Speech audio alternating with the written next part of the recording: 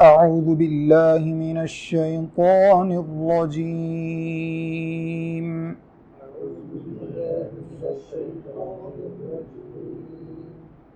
بسم الله الرحمن الرحيم.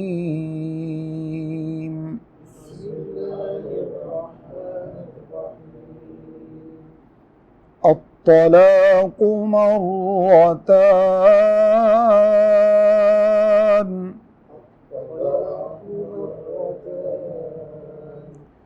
فإمساكم بمعروف أو تسريح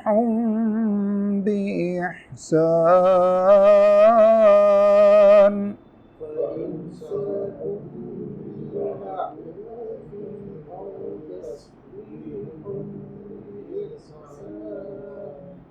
ولا يحل لكم أن تأخذوا مما آتيتموهن شيئا إلا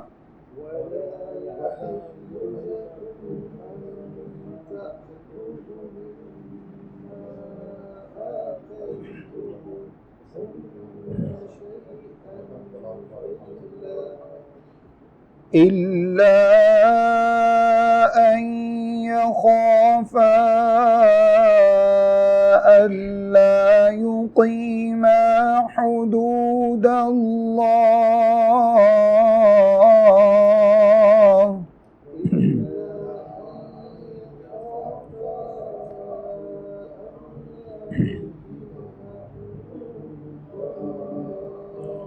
فإن خفتم ألا يقيما حدود الله فلا جناح عليهما فيما افتدت به.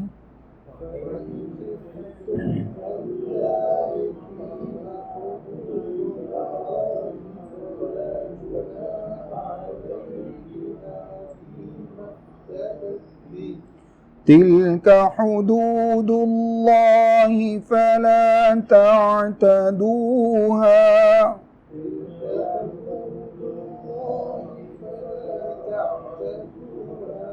ومن يتعد حدود الله فأولئك هم الظالمون.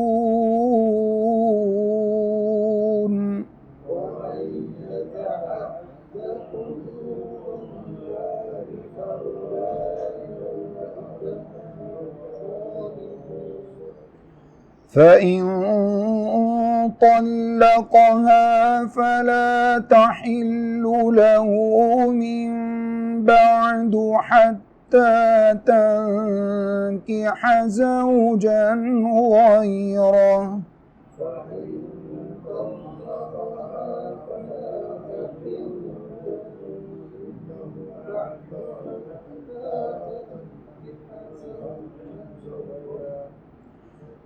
فإن طلقها فلا جناح عليهما أن يتراجعا.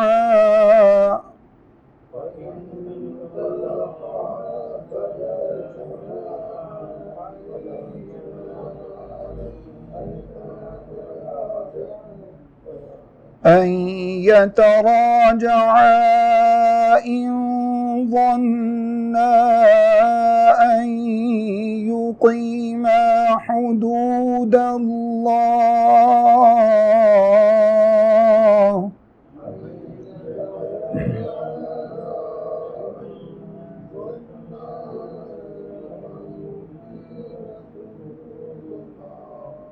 وتلك حدود الله يبينها لقوم يعلمون.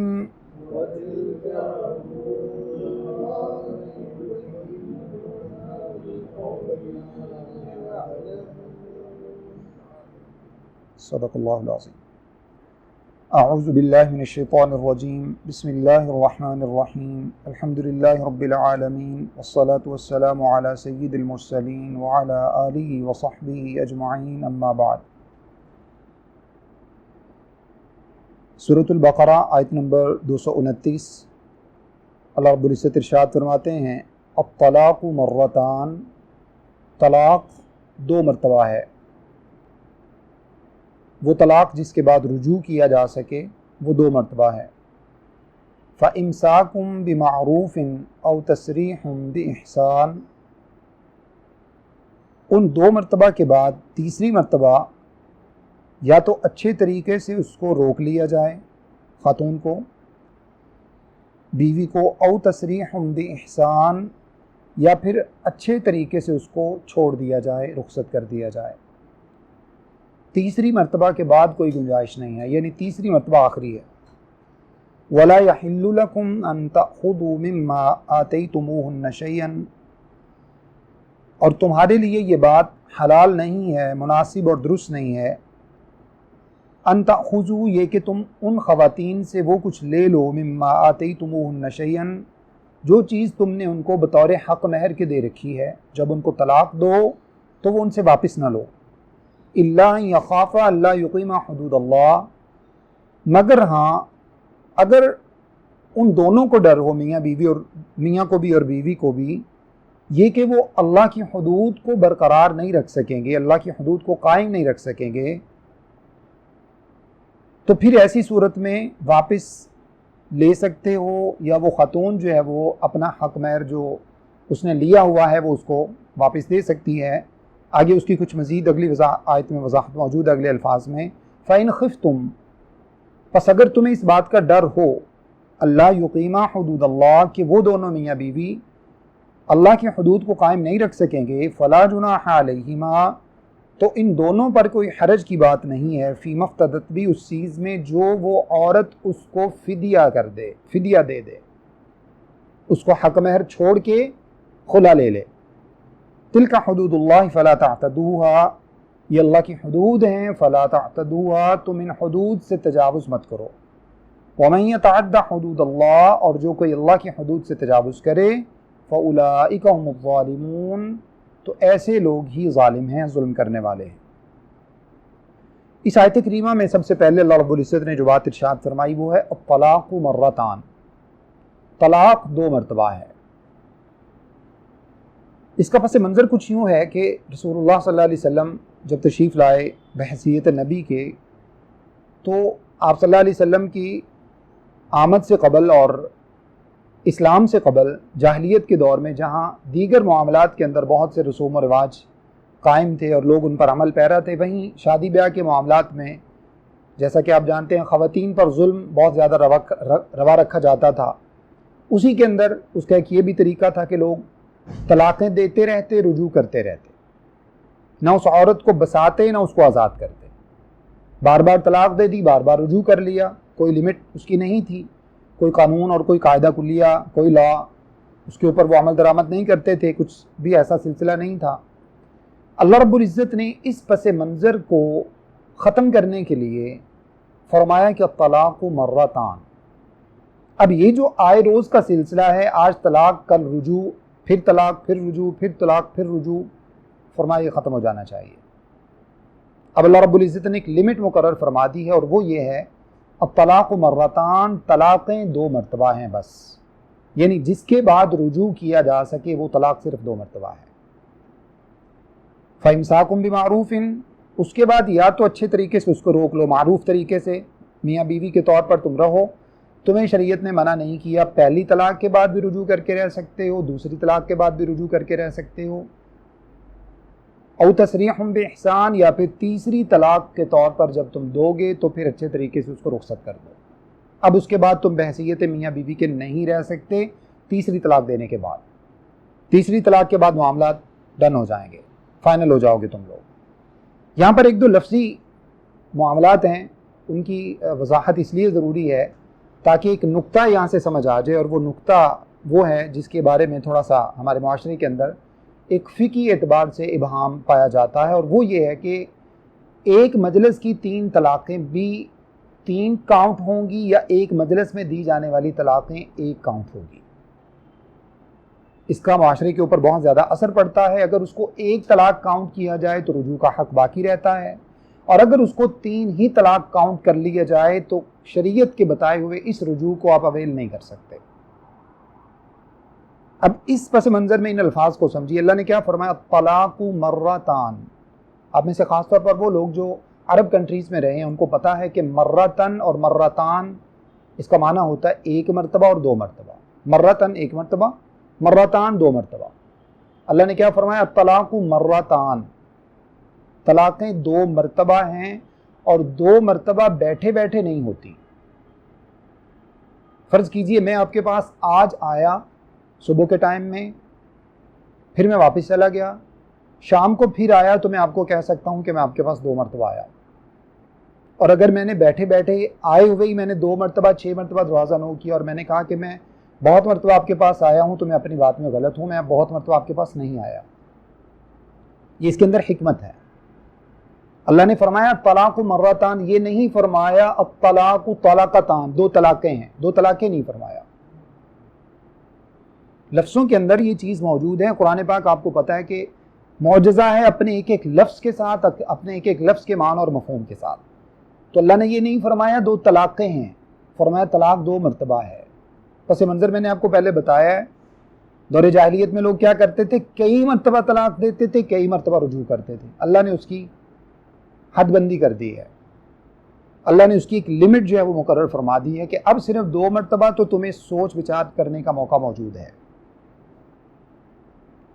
ایک تو اللہ رب العزت نے دور جاہلیت کی اس رسم کو ختم کر دیا، جس کا معنی یہ ہے کہ اب آئے روز طلاق اور آئے روز رجوع، جہاں پر عورت جو ہے وہ باؤنڈ بھی ہے، آزاد بھی نہیں ہے، اور وہ تمہاری بیوی بھی نہیں ہے. نہ تم اس کو چھوڑتے ہو کہ وہ کہیں اور شادی کر سکے، اور نہ تم اس کو صحیح معنی میں بساتے ہو کہ وہ وحشیت بیوی کے سکون سے رہ سکے. لہٰذا اللہ رب العزت نے تمہارے اس راہ و رسم کو ختم کر دیا ہے. لیکن تم سے ایک دم اللہ رب العزت نے سوچ وچار کا موقع چھینا بھی نہیں ہے. سوچ وچار کا موقع تمہیں دیا ہے 2 مرتبہ. 1 مرتبہ طلاق دو گے تو پھر تمہارے پاس سوچ وچار کا موقع موجود ہے. دوسری مرتبہ اگر تم پھر زندگی میں کبھی طلاق دے دو گے تو پھر سوچ وچار کا موقع موجود ہے، اس کے بعد نہیں. تیسری مرتبہ کے بعد نہیں. اور اگر تم، جیسا کہ میں نے فقہی اعتبار سے آپ کو بتایا، کچھ فقہا 3 طلاقوں کو، ایک وقت کی 3 طلاق کو 3 ہی کاؤنٹ کرتے ہیں. اگر وہ 3 ہی کاؤنٹ کریں گے تو پھر سوچ وچار کا موقع نہیں ملے گا کسی کو. مرتان کی حکمت ختم ہو جائے گی، 2 مرتبہ کی حکمت ختم ہو جائے گی. جو اللہ نے یہ فرمایا کہ اس کے بعد جو ہے وہ 2 مرتبہ تو طلاق ہے جس کے بعد رجوع کر سکتے ہو، تیسری کے بعد تم رجوع نہیں کر سکتے ہو. تو اگر 3 کو آپ ایک ہی وقت میں، ایک ہی وقت کی 3 کو 3 ہی کاؤنٹ کریں گے تو پھر رجوع کب کریں گے؟ پہلی کے بعد اور دوسری کے بعد. پھر آیت کے اگلے الفاظ تو بے معنی ہو جاتے ہیں. جب اللہ نے یہ فرمایا کہ 2 مرتبہ تو طلاق ہے، کیونکہ اگلی آیت میں ہم جا کر پڑھ رہے ہیں، آیت نمبر 230 کے شروع میں فَإِن طَلَّقَهَا فَلَا تَحِلُّ لَهُ مِن بَعْدُ حَتَّى تَنكِحَ زَوْجًا غَيْرَهُ. پہلے ان الفاظ کو دیکھ لیجئے، اس کے بعد پھر پچھلی آیت کا باقی مفہوم اس کو دیکھتے ہیں. اگر اس نے تیسری طلاق بھی دے دی، یہاں سے مراد تیسری طلاق ہے. فَإِن طَلَّقَهَا آیت نمبر 230 اس کا ابتدا.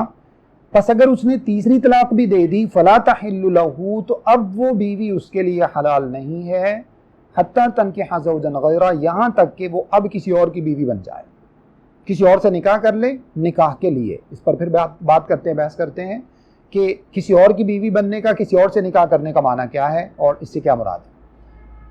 اب تیسری طلاق دی ہے، ترتیب سے سمجھ لیجیے. اللہ رب العزت نے تیسری طلاق کو اگلی آیت میں جا کر بیان کیا ہے.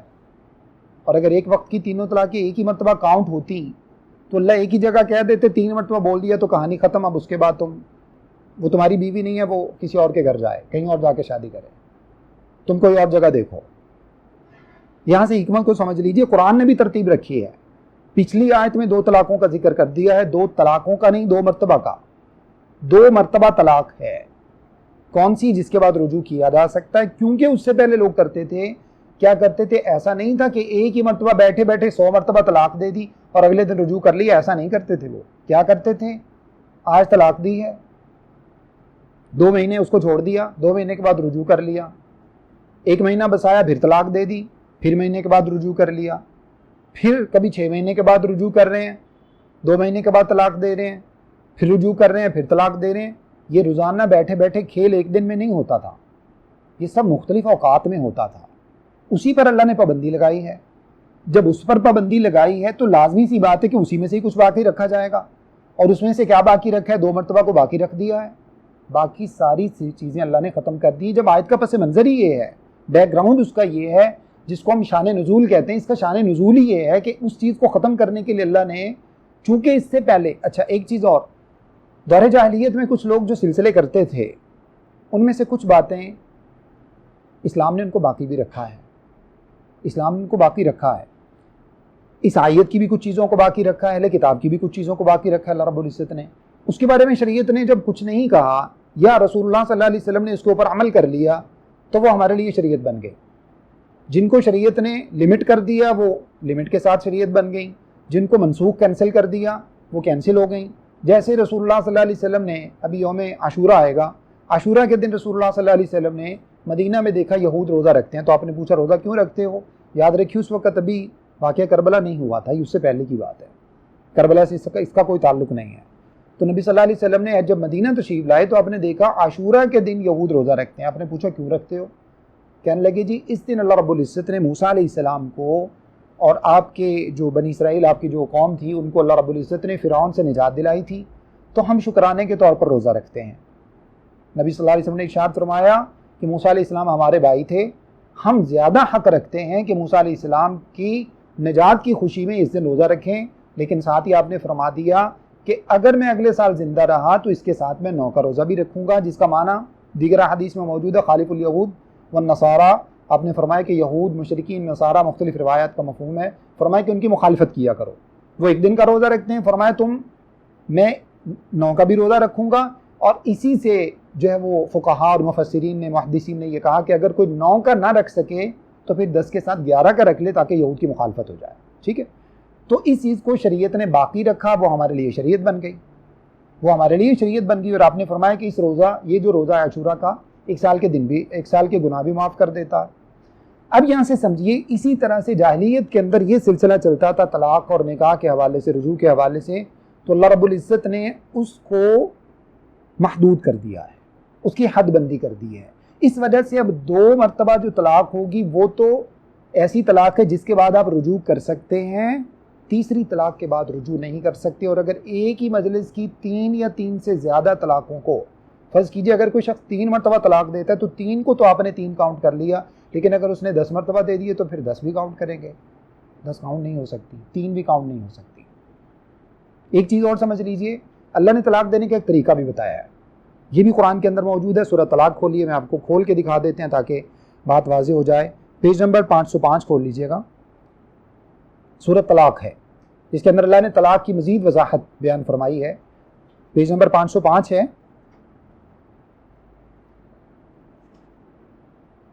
سورۃ نمبر 65 ہے، سورہ طلاق۔ پہلی آیت دیکھیے گا، یا ایھا النبی اذا طلقتم النساء فطلقوهن لعدتهن۔ اے نبی صلی اللہ علیہ وسلم، جب آپ اپنی عورتوں کو طلاق دینا چاہیں، فطلقوهن لعدتهن، تو ان کی عدت میں ان کو طلاق دیا کریں، عدت میں طلاق دیا کریں۔ عدت سے مراد یہ ہے کہ جب وہ پاکیزگی کے ایام میں آ جائیں تو اس کے ابتدا میں بغیر ان سے کسی قسم کا ریلیشن قائم کیے ان کو طلاق دے دو، پاکیزگی کے بعد یہ ان کی عدت ہے۔ اور اس کے بعد واحصوا العدہ، اس عدت کو شمار بھی کر کے رکھا کرو، اس عدت کو شمار بھی کر کے رکھا کرو۔ واتقوا اللہ ربکم، اپنے اللہ سے ڈرتے رہو۔ لا تخرجوهن من بیوتہن، اور طلاق دینے کے بعد ان کو اپنے گھروں سے نہیں نکالو۔ اگر تینوں طلاقیں دینے کے بعد وہ آپ کی بیوی نہیں رہی تو آپ کے گھر پہ کیسے رہ سکتی ہے؟ مجھے یہ بات سمجھا دیجیے گا۔ الفاظ قرآن کے آپ کے سامنے ہیں، میں نے اپنے پاس سے کچھ نہیں کہا، سیدھے سیدھے الفاظ ہیں جو ہم عام اپنی اردو زبان میں استعمال کرتے ہیں۔ لا کا معنی نہیں ہوتا تخرجوهن، ان کو نہیں نکالو۔ اخراج عام طور پہ ایئرپورٹس پہ بھی لکھا ہوتا ہے، اسٹیشنز پہ لکھا ہوتا ہے ایگزٹ، ان کو نہیں نکالو، ایگزٹ نہیں کرو ان کو اپنے گھروں سے۔ من بیوتہن، بیت گھر کو کہا جاتا ہے، گھروں سے نہیں نکالو۔ ولا یخرجن، وہ خود بھی تمہارے گھروں سے نہ جائیں۔ اگر تمہاری بیویاں ہی نہیں ہیں تو تمہارے گھر پہ طلاق دینے کے بعد رہ کیسے سکتی ہیں وہ؟ معنی کیا نکلا؟ ایک وقت کی 3 طلاق ہو، اگر آپ 3 ہی کاؤنٹ کریں گے تو پھر یہ آیت کہاں جائے گی؟ اس میں اللہ نے طلاق دینے کا طریقہ بتایا ہے، عدت میں طلاق دو، طلاق دینے کا جو شرعی طریقہ ہے وہ یہی ہے، ایک مرتبہ طلاق دے دی جائے، اس کے بعد 3 جو اس کے پاکیزگی کا ایام ہے وہ کاؤنٹ کر لیے جائیں، اور اس کے بعد خود بخود میاں بیوی میں جدائی ہو جاتی ہے۔ یہ طلاق سنی ہے، یعنی سنت طریقہ ہے طلاق کا۔ اگر کوئی شخص ان ایام میں طلاق دیتا ہے جو کہ پاکیزگی کے ایام نہیں ہیں، مینسز کے ایام ہیں، ان میں اگر کوئی طلاق دیتا ہے تو صحیح حدیث کے اندر واقعہ موجود ہے، شاید عبداللہ بن عمر رضی اللہ عنہ کا، انہوں نے طلاق دی تو اللہ کے نبی صلی اللہ علیہ وسلم اس چیز کے اوپر غضبناک ہوئے، اور آپ نے فرمایا فوراً رجوع کرو۔ طلاق کیوں دی ہے ان ایام میں؟ وہ ایام طلاق کے نہیں ہیں، کیوں؟ حکمت ہے شریعت کی۔ اگر پاکیزگی کے ایام میں طلاق دو گے تو شاید آگے اللہ نے ایک اور الفاظ بھی بیان فرمایا، وہ بھی ہمیں سمجھنے ہوں گے تھوڑا سا آگے جا کر۔ اسی آیت کے اینڈ پہ دیکھیے گا، آخری سینٹینس ہے لا تدری لعل اللہ یحدث بعد ذلک امرا، تم نہیں جانتے شاید اللہ کوئی رستہ نکال دے۔ رستہ کیسے نکل سکتا ہے؟ ایک وقت میں 3 طلاق کو اگر آپ نے 3 کاؤنٹ کر لیا تو رستہ ختم ہو جائے گا۔ 3 کاؤنٹ نہیں کریں گے، 1 کاؤنٹ کریں گے تو رستہ بچے گا۔ کیسے؟ آپ صلی اللہ علیہ وسلم نے ایام حیض کی طلاق کو واپس کروایا، فرمایا رجوع کرو، اور جب پاکیزگی کے ایام ہوں گے تب طلاق دینا، کیونکہ طلاق دینے کے بعد اب کیا ہے، بیوی کو روکنا بھی گھر پہ، اس کو گھر سے بھی نہیں نکالنا، یہ الفاظ ہم پڑھ چکے ہیں۔ اب شاید اللہ کوئی رستہ نکال دے۔ کیسے؟ طلاق دینے کے بعد احساس پیدا ہو یہ کیا کر لیا۔ اب بیوی کے دل میں بھی کچھ ندامت پیدا ہو جائے، وہ اگر کوئی غلطی ہے تو اس کی معافی مانگ لے، سوری کر لے۔ شوہر کے دل میں اگر کوئی چیز ہے، شام کو واپس گھر آئے، آ کے دیکھے بچے رو رہے ہیں، بیوی تو جا چکی ہے، بچے رو رہے ہیں، اب فوراً کچھ وہ اس کے دل میں پیدا ہو، لا تدری لعل اللہ یحدث بعد ذلک امرا، شاید اللہ کوئی رستہ بنا دے۔ اب دل میں ہے کہ یار یہ تو زیادتی ہو گئی، فوراً بیوی کو فون کیا، جناب اس کو جا کے لے آیا، میسج کیا یا اس کو پیغام بھیجا، میں معذرت چاہتا ہوں، جو ہو گیا سو ہو گیا، نیکسٹ ٹائم نہیں ہوگا۔ یہ چانس آپ کے پاس ہے۔ 2 باتیں، لا تخرجون من بیوتہن، نہ تو ان کو گھروں سے نہیں نکالو، نمبر 2 شاید اللہ کوئی رستہ نکال دے۔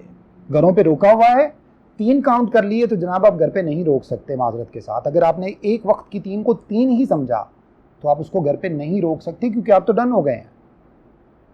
لہٰذا پہلی مرتبہ بھلے آپ 20 مرتبہ بھی بول دیں، 20 مرتبہ بھی بول دیجئے۔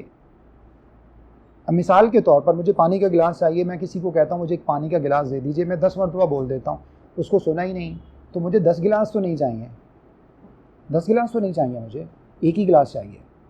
10 مرتبہ جو بولا یہ تاکید کا لفظ ہے۔ اگر عصر کی نماز کا ٹائم ہے، عصر کی نماز کا ٹائم اور 4 کے بجائے آپ 12 رکعتیں پڑھ لیتے ہیں تو آپ نے 3 عصر نہیں پڑھ لی، آپ نے 3 عصر نہیں پڑھی، آپ نے ایک ہی عصر پڑھی ہے، ایک ہی ریکوائرمنٹ تھی آپ سے۔ لہٰذا اور اگر آپ 3 عصر پڑھ لیتے ہیں اور اگلے دن آپ عصر نہیں پڑھتے اور آپ کہتے جی میں تو اسی وقت ڈن ہو گیا تھا۔ ہاں، اگر آپ طلاق کا معاملہ تھوڑا سا الگ ہے، اس کے اندر آپ اگر ایک ہی وقت میں 1 یا 2 4 5 مرتبہ بھی طلاق بول کر آپ ڈن ہونا چاہتے ہیں تو شریعت نے آپ کو اختیار دیا ہے، آپ ڈن ہو سکتے ہیں۔ اس کے بعد آپ رجوع نہیں کریں، رجوع نہیں کریں گے، 3 مہینے کے بعد آٹومیٹیکلی طلاق ہو جائے گی۔ اب اگر 3 مہینے کے بعد یعنی 3 پاکیزگی کے ایام کے بعد اگر آپ رجوع کرنا چاہتے ہیں تو تجدید نکاح کریں گے۔ ڈیوریشن کے اندر اگر آپ عدت کے دوران اگر آپ رجوع کرتے ہیں تو اب آپ کو تجدید نکاح کی ضرورت نہیں ہے۔ لیکن یاد رکھیے دونوں صورتوں میں، اگلی آیات کے اندر ہم پڑھ رہے ہیں، دونوں صورتوں میں میاں بیوی دونوں کی رضامندی ضروری ہے۔ زبردستی آپ طلاق تو دے سکتے ہیں، رجوع نہیں کر سکتے۔ اگر بیوی نہیں چاہتی تو رجوع نہیں ہو سکتا، جیسے بیوی نہیں چاہتی تو نکاح نہیں ہو سکتا نا، عورت نہیں چاہتی تو شریعت زبردستی کے نکاح کو نہیں مانتی۔ اور اگر ولی زبردستی نکاح کر دے، ولی زبردستی نکاح کر دے تو عورت عدالت میں جا کے فسخ نکاح کی فائل جو ہے وہ کیس کر سکتی ہے، وہ کیس کرے گی اور وہ نکاح فسخ ہو جائے گا، عدالت اس کو کینسل قرار دے دے گی۔ شریعت نے عورت کو اتنا مظلوم نہیں بنایا جتنا جو ہے وہ کچھ لوگوں نے اسلام کے خلاف جو ایک لبرلزم کی جو ایک سوچ ہے اور سیکولرزم کی جو سوچ ہے جو وہ باور کرواتے ہیں۔ شریعت نے تو یہاں تک کہا ہے، ہم اتفاق سے شریعت کی راہوں سے ہٹ گئے نا، ورنہ شریعت نے کہا تھا کہ جب تک مرد اپنی جو ہے وہ ہونے والی بیوی کو دیکھ نہ لے، اس کو نکاح میں مطلب سوچ وچار کرنی چاہیے اور اس کو دیکھنا چاہیے، ایک نظر دیکھنا جائز ہے، شریعت نے یہ کہا۔ ہم وہاں پر تو کئی قسم کی پابندیاں لگا دیتے ہیں، اور جہاں بالکل بھی شریعت نے الاؤ نہیں کیا وہاں ہم کہتے ہیں اچھا کوئی بات، یونیورسٹی کے کلاس فیلوز ہیں، کولیگس ہیں، جہاں مرضی گھوم لیں، آفس کے وہ میٹس ہیں، فلاں ہیں، وہاں پر کوئی پابندی نہیں ہے۔ کزنز کی ہم کسی پارٹی میں جا رہے ہیں، کسی جو ہے وہ اس میں گھر کے کسی تقریب میں جا رہے ہیں، وہاں پر ہر قسم کی ہم اجازت دے دیتے ہیں۔ یہ نقصان ہے شریعت کے اوپر عمل نہ کرنے کا۔ شریعت نے جو لمٹ رکھی ہے، شریعت نے یہ کہا کہ اگر عورت کا نکاح کیا جا رہا ہے تو عورت سے پوچھا جائے۔ صحابہ نے عرض کی اللہ کے رسول صلی اللہ علیہ وسلم، جو طلاق یافتہ ہے یا جو بیوہ ہے، ظاہر ہے وہ ایک پروسیس سے گزر چکی ہے، وہ تو شاید اجازت دے دے، ایک کنواری اور باکرہ خاتون جو ہے، مطلب بچی ہے، وہ کیسے اجازت دے گی؟ ظاہر سی بات ہے اس کے اندر کی شرم و حیا، اس کی باقی چیزیں، اور باپ اس کے سامنے ہے، ماں سامنے ہے، چچا ہے، ماموں ہے، کوئی بھی ہے، اس کے سامنے کیسے اجازت دے گی؟ تو آپ نے فرمایا اذنھا سماطھا، اس کی خاموشی اس کی اجازت تصور کی جائے۔ اگر وہ منع نہیں کرتی، فرض کیجئے آپ کے سامنے اس نے کچھ نہیں کہا، اس نے ماں کو جا کے کہہ دیا کہ اماں مجھے تھوڑا سا معاملات ہیں کچھ، تو اس کا معنی ہے کہ پھر آپ کو احتیاط کرنی چاہیے، پھر آپ زبردستی اس کے اوپر اپنا ارادہ مسلط نہیں کریں، شریعت نے سختی نہیں کی ہے۔ تو اسی طرح سے رجوع کرتے وقت جناب، اگر عورت کی اجازت نہیں ہے، عورت رجوع نہیں کرنا چاہتی، تو آپ زبردستی رجوع نہیں کر سکتے، طلاق اس کو خود بخود ہی ہو گئی ہے۔ اب 3 مہینے گزرنے کے بعد، یعنی 3 جو طہر ہیں، پاکیزگی کا ایام گزرنے کے بعد، وہ عورت آزاد ہے، جہاں چاہے وہ نکاح کر سکتی ہے۔ یہی شریعت کی اصل معاملات کی حکمت ہے۔ شریعت نے یہی کہا کہ 3 طہر گزرنے کے بعد تم نے 2 طلاقیں دے دی، اس کے بعد عدت کاؤنٹ ہوگی، اس عدت کے بعد اگر تو اس عدت کے اندر تم رجوع کر لیتے ہو تو تم بحیثیت میاں بیوی رہ سکتے ہو، فامساکم بمعروف، اچھے طریقے سے روک لو، اور اگر نہیں تو پھر اس کے بعد جب عدت گزر جائے گی تو اب وہ آزاد ہے۔ اب اگر وہ آگے نکاح کرنا چاہے تو اس کو پہلے شوہر کی اجازت لینے کی ضرورت نہیں ہے عدت گزر جانے کے بعد۔ ہاں اگر پہلا شوہر چاہتا ہے تو فوراً اس کو میسج دے کہیں آگے معاملات نہ ہو جائیں۔ یہ ہے شریعت کے معاملات کی اصل حکمت۔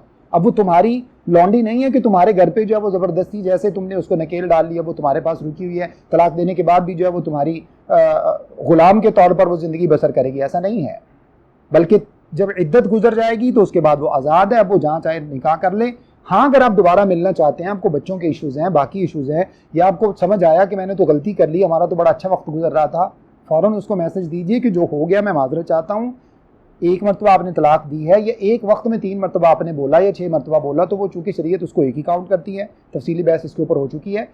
اب آپ اس کو عدت کے دوران یا تو رجوع کر لیجئے یا فوراً اس کو کوئی ایسا میسج پہنچائیے تاکہ اس کو احساس ہو جائے کہ واپسی کا رستہ موجود ہے، ورنہ جب 3 جو ہے وہ طہر گزر جائیں گے تو اس کے بعد وہ آزاد ہے۔ آگے دیکھیے، اس کے بعد اللہ رب العزت نے فرمایا وَلَا يَحِلُّ لَكُمْ أَن تَأْخُذُوا مِمَّا آتَيْتُمُوهُنَّ شَيْئًا إِلَّا أَن يَخَافَا أَلَّا يُقِيمَا حُدُودَ اللَّهِ۔ جب تم طلاق دو تو طلاق دیتے وقت اب جو تم نے ان کو حق مہر کے طور پر دیا تھا اس میں سے کچھ واپس نہیں لو، وہ ان کا حق ہے، وہ ان کو چھوڑ دو، اب یہ تمہارے لیے روا نہیں ہے کہ تم ان سے واپس لو، اللہ کہ تم اللہ تعالیٰ کی حدود کو قائم کرنے سے ڈرو کہ تم اللہ کی حدود کو برقرار نہیں رکھ سکو گے۔ مثال کے طور پر اس کی آگے وضاحت موجود ہے، فَإِنْ خِفْتُمْ أَلَّا يُقِيمَا حُدُودَ اللَّهِ، اگر یہ دونوں ڈرتے ہیں کہ اللہ کی حدود کو قائم نہیں رکھ سکیں گے، اور عورت جو ہے وہ کیا کرتی ہے، فَلَا جُنَاحَ عَلَيْهِمَا فِيمَا افْتَدَتْ بِهِ، تو عورت اپنا حق مہر واپس کر دے خلا لینے کے لیے۔ حدود کو قائم نہ رکھ سکنے کا مطلب کیا ہے؟ یعنی اب تم آپس میں میاں بیوی کے طور پر تمہیں لگتا ہے کہ معاملات شاید ٹھیک سے نہ چل پائیں، یہی اللہ کی حدود ہے نا جو نکاح کی صورت میں تم نے مقرر کی تھی، ایک دوسرے کی عزت کے رکھوالے تھے، اللہ رب العزت نے تم دونوں کو ایک جسم ایک جان کی طرح جو ہے وہ قرار دیا تھا، تو اب اس کے بعد جو ہے وہ تمہیں ڈر ہے کہ تم ایک دوسرے کے حدود کو نہیں، ایک دوسرے کے حقوق ادا نہیں کر پاؤ گے، باقی معاملات میں کمی ہو جائے گی، اللہ کی حدود کو قائم نہیں رکھ سکو گے، اور شوہر جو ہے وہ عورت کو چھوڑنا بھی نہیں چاہتا، بسانا بھی نہیں چاہتا، اس طرح کے معاملات ہیں، تو اللہ نے فرمایا پھر ٹھیک ہے، خلا کا راستہ موجود ہے، عورت جو ہے وہ خلا لے لے اس سے، فی مفتدت بھی۔ اب خلا لینے کا طریقہ کیا ہے؟ خلا لینے میں عورت جو ہے وہ حق مہر اپنا واپس کر دے گی۔ اب شوہر کے پاس دونوں اختیار موجود ہے، چاہے تو وہ حق مہر واپس لے لے خلا کی صورت میں، اور اگر نہیں لینا چاہتا تو وہ اسی کے پاس رہنے دے، اس کو چھوڑ بھی سکتا ہے کیونکہ اس کا مال ہے، کسی کو بھی دے سکتا ہے۔ تو اسی طرح سے البتہ یہ کہ عورت جب خلا لے گی تو وہ کرے گی، لیکن عورت کے لیے واپس کرنا ضرور ہے، مرد کے لیے اس کو واپس لینا ضروری نہیں ہے۔ اب خلا کے 2 طریقے ہوتے ہیں، ایک تو طریقہ یہ کہ عورت نے اگر مرد اس کو نہیں چھوڑ رہا تو اللہ رب العزت نے عورت کو بھی اختیار دیا ہے۔ سب سے پہلے تو یہ بات سمجھ لیجئے، اللہ نے عورت کے ہاتھ نہیں کاٹے، ہاتھ اس کے باندھے نہیں ہیں، اگرچہ خلا کے بارے میں حدیث کے اندر بڑی سخت وعید موجود ہے، اللہ کے نبی صلی اللہ علیہ وسلم نے بڑے سخت الفاظ فرمایا کہ اگر عورت بغیر کسی وجہ کے اپنے شوہر سے خلا لیتی ہے تو وہ لعنتی ہے، جنت میں جانے کے لیے اس کے لیے معاملات ہیں، مشکلات ہیں، لیکن اس کے پاس رستہ ضرور موجود ہے. اگر ایک جائز معاملہ ہے, کوئی ریزن جو ہے وہ ایسا ہے, ویلڈ ریزن ہے, تو وہ کسی بھی طرح کے معاملات ہیں وہ اس کو اخراجات نہیں دیتا, انتہا کر دیتا ہے, ظلم کرتا ہے, تشدد کرتا ہے, یا اسی طرح سے دیگر کچھ چیزیں اللہ نہ کرے غلط کاری کی طرف اس کو جانے کا کہتا ہے, کچھ اس طرح کی چیزیں ہیں, تو عورت کو اللہ نے خلا لینے کی اجازت دی ہے. 2 طریقے ہیں. نمبر 1, وہ اپنے شوہر سے کہے مجھے خلا دے دو, اگر وہ خلا نہیں دیتا تو وہ اس کو کہے تم اپنا حق مہر واپس لے لو, مجھے آزاد کر دو. فی مفتدت بھی کا یہ معنی.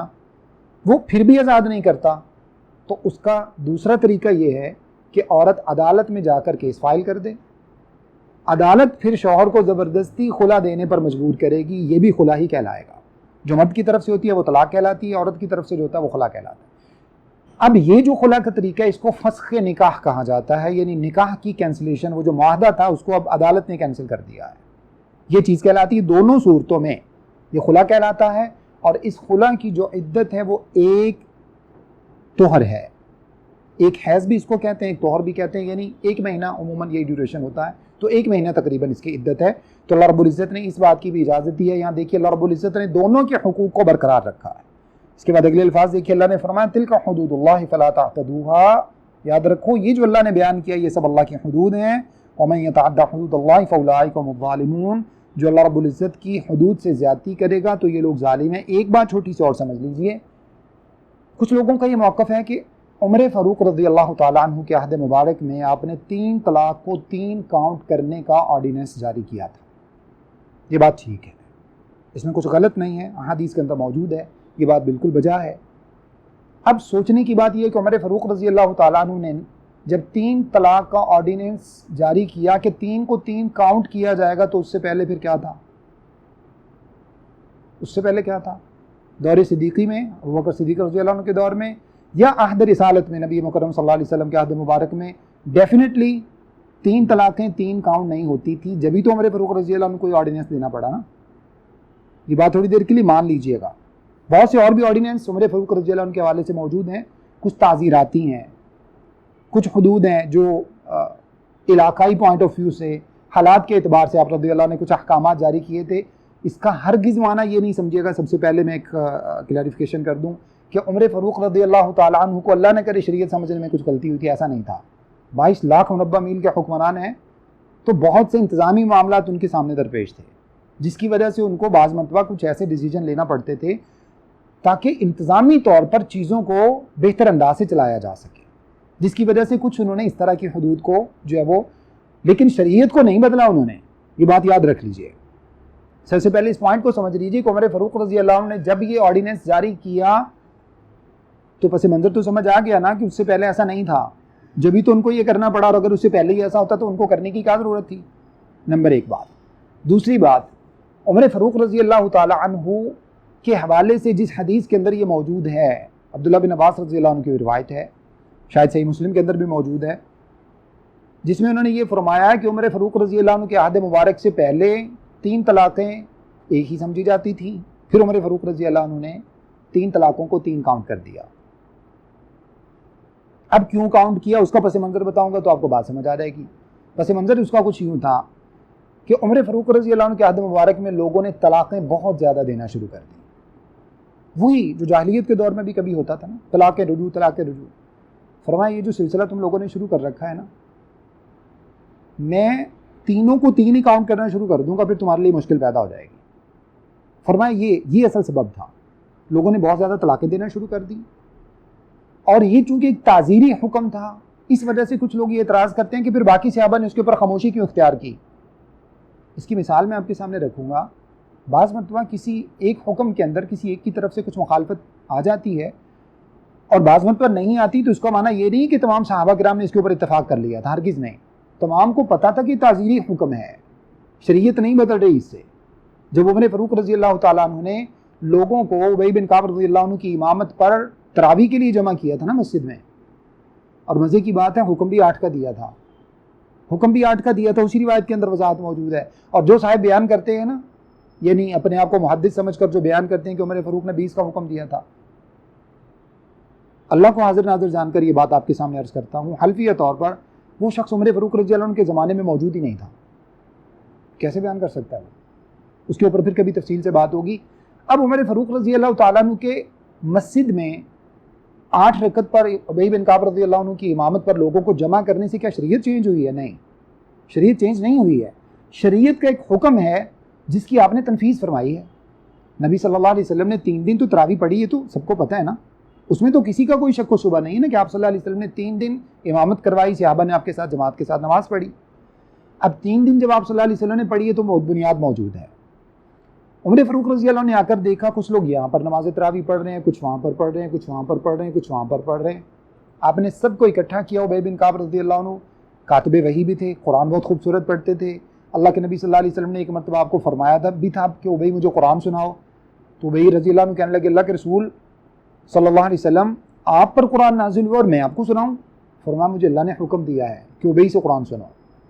تو ابی رضی اللہ عنہ کہنے لگے اسمانی اللہ کے رسول صلی اللہ علیہ وسلم کیا اللہ نے میرا نام لیا ہے؟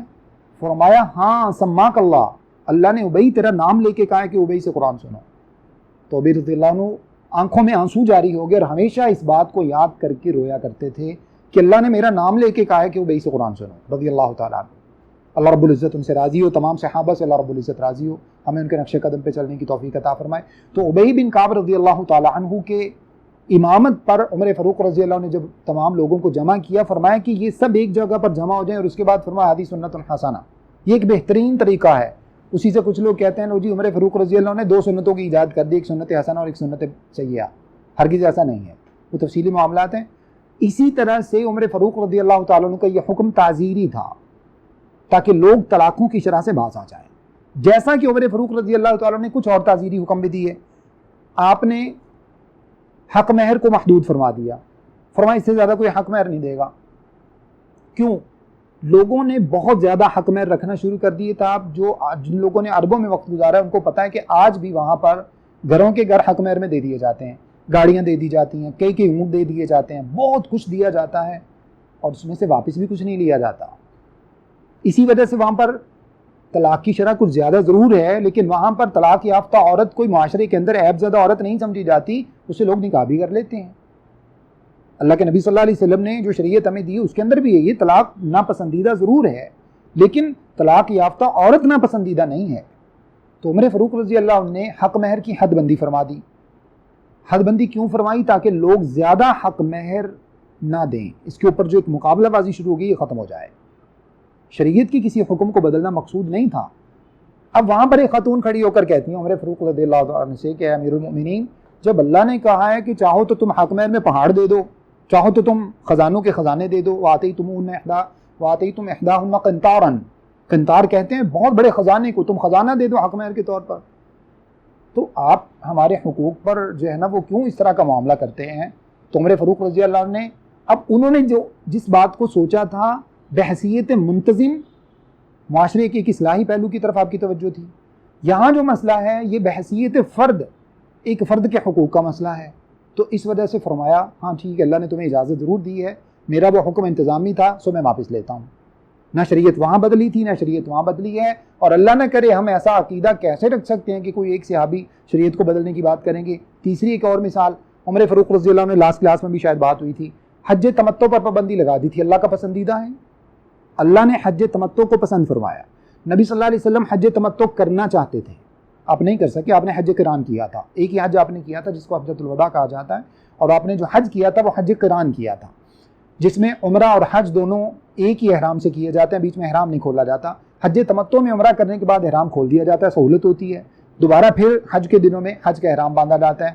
اللہ کا پسندیدہ، نبی صلی اللہ علیہ وسلم کا پسندیدہ. عمر فاروق رضی اللہ تعالیٰ عنہ اس پر پابندی لگاتے ہیں. کیا عمر فاروق کو شریعت کا نہیں پتہ تھا؟ پتہ تھا رضی اللہ تعالیٰ عنہ. تعزیری حکم ہے، تمام لوگ حج تمتع کرتے تھے، انتظامات کرنا مشکل تھا، انتظامات کرنا مشکل تھا، جس کی وجہ سے پابندی لگا دی. شریعت کو کچھ نہیں ہوا، نہ شریعت کے کسی حکم کو بدلا، نہ اللہ نہ کرے ہم ایسا سوچ سکتے ہیں کہ عمر فاروق رضی اللہ عنہ کے ذہن میں کوئی ایسی بات آئی ہو. ایک طرف تو نبوت کی بشارت ملتی ہے کہ لو کانا بعد نبی لکانا عمر رضی اللہ تعالیٰ عنہ. اللہ کے نبی صلی اللہ علیہ وسلم فرماتے ہیں اگر میرے بعد کوئی نبی ہوتا تو عمر ہوتے. اس کا معنی ہے کہ ایسی صلاحیتیں موجود ہیں. اس عمر فاروق رضی اللہ عنہ سے ہم یہ توقع کریں کہ آپ کو شریعت کا نہیں پتہ تھا، اللہ نہ کریں، اور ان کے اوپر یہ الزام دینے کی کوشش کریں جناب کہ انہوں نے جو ہے نا وہ جس کی بیوی حلال تھی اس کے اوپر حرام قرار دے دیا، جس کے لیے حرام تھی اس کے اوپر حلال قرار دے دیا. میں نے آپ کو کیا بتایا؟ ایک طلاق دینے سے عدت گزر جانے کے بعد وہ خود بخود اس کی بیوی نہیں رہتی. طلاق دینے کے بعد تو ویسے بھی بیوی نہیں رہتی. اگر وہ رجوع کر رہا ہے تو پھر بیوی ہے, رجوع نہیں کر رہا تو بیوی نہیں ہے. البتہ عدت گزارنا اس کے اوپر ضروری ہے, وہ تو ہر صورت میں ہی ضروری ہے. عدت کے بغیر وہ آگے نکاح نہیں کر سکتی. تو عمر فاروق رضی اللہ عنہ کے اس فیصلے کی صورت میں اگر کوئی شخص یہ کہتا ہے کہ عمر فاروق رضی اللہ عنہ پر جناب الزام ہے کہ انہوں نے جو ہے نا وہ ایک عورت کو شوہر کے لیے حرام قرار دے دیا, ایک طلاق کو 3 شمار کر کے, حرام ہو گئی نا اس کے اوپر, تو جبکہ دوسرے شخص کے لیے جس نے ابھی تک اس سے نکاح نہیں کیا اور وہ کرنا چاہتا ہے اس کے لیے حلال قرار دے دیا. کب حلال ہوگی؟ عدت گزارنے کے بعد. اور عدت کے اندر اس کے پاس رجوع کا حق اگر موجود ہے تو پھر تو آپ کو 3 کو 1 سمجھنا پڑے گا نا. اور اگر آپ اس کو عدت رجوع کا حق نہیں دیں گے تو پھر آپ قرآن کی آیت کی خلاف ورزی کر رہے ہیں. اللہ رب العزت رحم فرمائے. تو حج تمتع پر جب آپ نے پابندی لگائی تو عبداللہ بن عمر رضی اللہ تعالیٰ عنہ نے عرض کیا, بلکہ جا کے جو ہے وہ میقات سے جب احرام باندھنے لگے تو فرمایا, لوگوں خلیفہ وقت کا بیٹا, امیر المومنین کا بیٹا عبداللہ بن عمر رضی اللہ تعالیٰ عنہ, جو خود بھی محدث ہیں, وہ حج تمتع کی نیت کر رہے ہیں. یعنی اپنے بارے میں فرمایا میں حج تمتع کی نیت کر رہا ہوں. صحابہ نے عرض کیا کہ آپ کو پتہ نہیں ہے کہ آپ کے والد نے پابندی لگا رکھی ہے؟ مجھے ایک چیز اور تھوڑی سی سمجھا دیجیے گا. جن صحابہ نے کہا رضوان اللہ علیہم اجمعین کہ عبداللہ بن عمر آپ کو پتہ نہیں عمر فاروق نے پابندی لگا رکھی, ان کو نہیں پتا کہ اللہ کے حکم پر عمر فاروق کیسے پابندی لگا سکتے ہیں؟ یہ کیوں ان کو ڈیفینڈ کر رہے ہیں؟ یہ ڈیفینڈ ان کو نہیں کر رہے, یہ اصل میں نظام کی پاسداری کر رہے ہیں سب. اور عمر فاروق رضی اللہ تعالیٰ عنہ کی جو پابندی ہے ان کو بھی پتا ہے کہ شریعت کی پابندی نہیں ہے, یہ ایک تعزیری اور تنظیمی پابندی ہے. وقتی طور پر حالات مشکل ہے, بہترین موقع ہے آج کے دور میں مثال سمجھنے کا. کرونا کی وجہ سے ہم نے نمازیں گھروں پہ پڑھی, اللہ کا شکر ہے ہم الحمدللہ ہماری نمازیں کچھ آزاد ہوئیں. اللہ ہمیں گناہوں سے بھی بچنے کی توفیق عطا فرمائے جس کی وجہ سے ایسی وبائیں آتی ہیں. تمام علماء نے متفقہ طور پر یہ کہا کہ نمازیں گھروں پہ پڑھ لو. ہم نے پڑھی, کیا شریعت بدل گئی ہے؟ نہیں. کیا یہ سارے کے سارے علماء جنہوں نے یہ فتویٰ دیا ہے حرمین کے اندر, آج بھی ابھی تک بھی وہاں اسی جو ہے وہ پریکاشنز کے ساتھ نمازیں ادا کی جا رہی ہیں, کیا وہ سب کفر کر رہے ہیں کہ انہوں نے شریعت بدل دی ہے؟ دوسری طرف اتنا سخت حکم ہے رسول اللہ صلی اللہ علیہ وسلم کا, آپ نے فرمایا میرا دل چاہتا ہے میں کسی کو کہوں وہ امامت کرے اور جماعت کھڑی کرنے کا حکم دے دوں, اس کے بعد میں لکڑیوں کا ایک گٹھا منگواؤں اور ان لوگوں کے گھروں کو جلا دوں جو مسجد میں نماز پڑھنے حاضر نہیں ہوتے. فرمایا صرف مجھے عورتوں اور بچوں کا ڈر ہے. اتنا سخت حکم ہے اللہ کے نبی صلی اللہ علیہ وسلم کا. ایک صحابی جو عبداللہ بن ام مکتوم رضی اللہ تعالیٰ عنہ ہیں, وہ اللہ کے نبی صلی اللہ علیہ وسلم سے کہتے ہیں اللہ کے رسول صلی اللہ علیہ وسلم نبینا آدمی ہوں, رستے میں مشکلات ہیں, کیچڑ ہوتا ہے, جھاڑیاں ہوتی ہیں, وہاں پر جو ہے وہ مختلف قسم کے درندے ہوتے ہیں, لانے والا کوئی نہیں ہے, بہت دور میری رہائش ہے. 6 ریزنز بتائے. ہر بات کے آخر میں اللہ کے نبی صلی اللہ علیہ وسلم فرماتے ہیں تسمعون النداء, اذان کی آواز آتی ہے, عرض کی آتی ہے, فرمایا نماز مسجد میں. اذان کی آواز آتی ہے تو نماز مسجد میں. اتنا سخت حکم ہے. اور دوسری طرف پوری دنیا کے علماء متفقہ طور پر کہتے ہیں نمازیں گھروں پہ پڑھ لو, مسجد میں ہے تو کورونا پھیل جائے گا. اور چانسز موجود تھے اس کے, پھیلنے کا ڈر بھی تھا, شریعت نہیں بدلی. علماء کے اس حکم سے یہ تعزیری پابندی ہے. اگر میں اور آپ آج کے دور میں ہمارے جیسے جو ہے نا وہ مطلب کم حیثیت لوگ جن کی کوئی حیثیت نہیں ہے اسلام کے اندر, جو ہے نا وہ ہم ایک طلبہ کی حیثیت رکھتے ہیں, آج کے دور کے علماء جن کی یقیناً شان ہے, لیکن یہ تمام علماء کرام مل کر ایک ادنا سے ادنا صحابی کے سامنے کیا معنی رکھتے ہیں؟ کچھ بھی نہیں نا. سب ان کے غلام ہیں, ان کے پاؤں کی خاک جیسے ہیں. یہ اگر شریعت کے ایک حکم کے اوپر ایک تعزیری پابندی لگا سکتے ہیں وقتی طور پر کورونا پھیلنے کے ڈر سے,